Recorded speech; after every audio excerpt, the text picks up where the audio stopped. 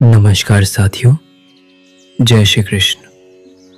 आज हम श्रीमद् भगवत गीता के 5वें अध्याय संन्यास योग में प्रवेश कर रहे हैं।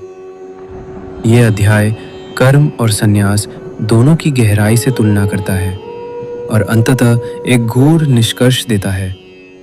सच्चा योग ना तो कर्म का त्याग है, ना ही केवल बाहरी संन्यास, बल्कि अहंकार रहित समर्पण भाव से किया गया कर्म ही सच्चा त्याग है।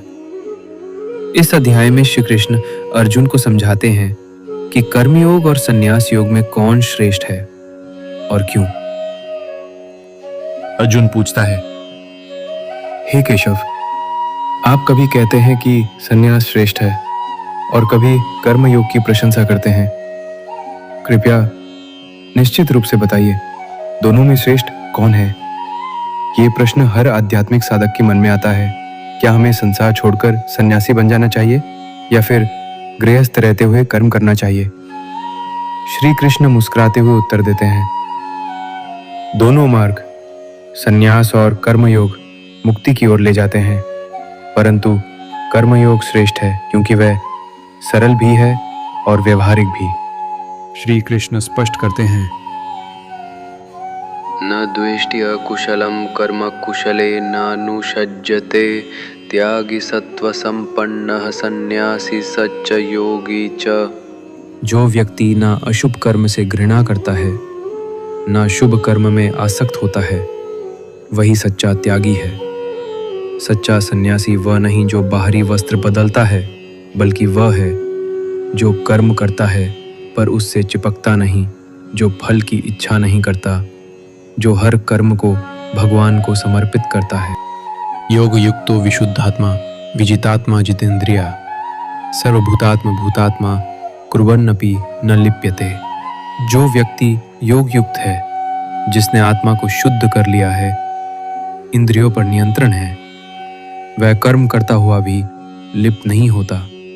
उदाहरण, जैसे कमल का फूल पानी में होते हुए भी गीला नहीं होता, वैसे ही ज्ञानी जन कर्म करते हुए भी संसार से लिप्त नहीं होते। विद्या विनय संपन्ने ब्राह्मणे गविहस्तिनि शुनि चैव श्वपाके च पंडिताः समदर्शिनः। सच्चा ज्ञानी ब्राह्मण, गाय, हाथी, कुत्ता और चंडाल सब में एक ही आत्मा को देखता है। समदर्शिता ही ज्ञान की पहचान है। वो जाति, रूप, रंग या स्थिति में भेद नहीं करता। यो अंतः सुको अंतरारामस्तथांतर ज्योतिरेवया स योगी ब्रह्म निर्वाणम ब्रह्मभूतो अधिगच्छति। जो व्यक्ति अंदर से आनंदित है, भीतर ही रमन करता है, अंदर ही प्रकाश से जुड़ा है, वही ब्रह्म को प्राप्त करता है। जब हम कर्म और फल की चिंता छोड़कर केवल आत्मा में स्थित हो जाते हैं, तभी वास्तविक मुक्ति मिलती है। श्री कृष्ण बताते हैं, काम क्रोध वियुक्तानां यतीनां यच्चेतसाम् अभितो ब्रह्म निर्वाणम वर्तते विदितात्मनाम। जो लोग काम और क्रोध से मुक्त हैं, जिनका मन संयमित है, उनके लिए ब्रह्म निर्वाण सर्वत्र सुलभ है।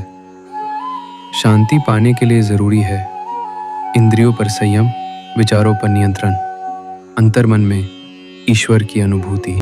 स्पर्शान कृत्वा बहिर्बाह्यांश चक्षुश्चैवान्तरे भ्रुवोः प्राणापानौ समौ कृत्वा नासाभ्यंतरचारिणौ।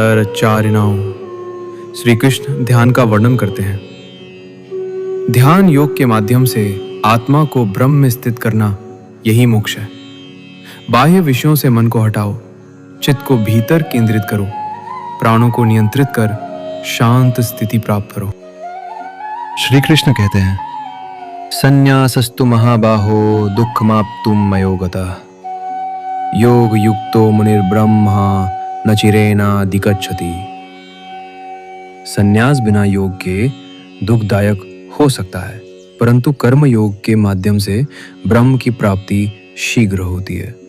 इसलिए अंत में निष्कर्ष यही है, बाहरी त्याग नहीं बल्कि आंतरिक समर्पण जरूरी है। कर्म करते हुए योग में स्थित रहना ही श्रेष्ठ मार्ग है। इस अध्याय का सार, कर्मयोग और संन्यास दोनों मोक्ष के मार्ग है, परंतु निष्काम कर्म से किया गया योग श्रेष्ठ है। समदृष्टि, आत्मसंयम और ध्यान से ब्रह्म का अनुभव होता है। सच्चा संन्यास अंतर्मन में होता है, वस्त्रों में नहीं। कर्म करो परंतु उसमें आसक्ति ना रखो, यही सच्चा त्याग है। कर्म में योग ही मोक्ष का मार्ग है। सच्चा त्याग कर्म से भागना नहीं, उसे समर्पण भाव से करना है। जो संसार में रहकर भी परमात्मा से जुड़ा रहता है वही मुक्त है। अगले अध्याय में हम जानेंगे अध्याय 6 ध्यान योग, जहां श्री कृष्ण बताएंगे ध्यान की शक्ति और उसकी गहराई को। तो जुड़े रहिए अगले ज्ञान के उजाले के साथ। जय श्री कृष्ण। हरि ओम तत्सत। धन्यवाद।